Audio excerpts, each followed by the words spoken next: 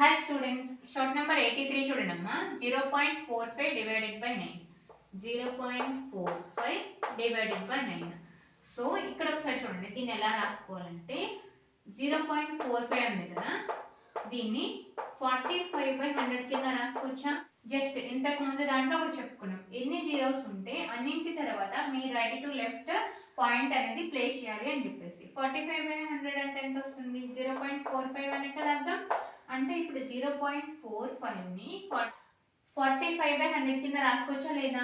రాసుకోవచ్చు. సో 45/100 ఇక్కడ చూడండి, బైలో 9 ఉంది కదా, అంటే ఇక్కడదే ఇంటూ 9. దీన్ని మాత్రం మీరు ఇలా రాసుకున్నారు అంతే, 45/100 ఇంటూ 9. సో ఇప్పుడు వచ్చేసి చూడండి, 45 అనేది 9లో ఎన్ని టైమ్స్ క్యాన్సిల్ అవుతుంది? 5 9s 45. సో ఇప్పుడు వచ్చేసి ఏముంది మనకి? 5/100. ఇప్పుడు చెప్పండి, మళ్ళీ పాయింట్ అనేది ఎక్కడ ప్లేస్ చేయాలనేది చూడండి. 5 మనకి 2 డిజిట్స్ లేవు, ఓన్లీ 5 మాత్రమే ఉంది న్యూమరేటర్లో.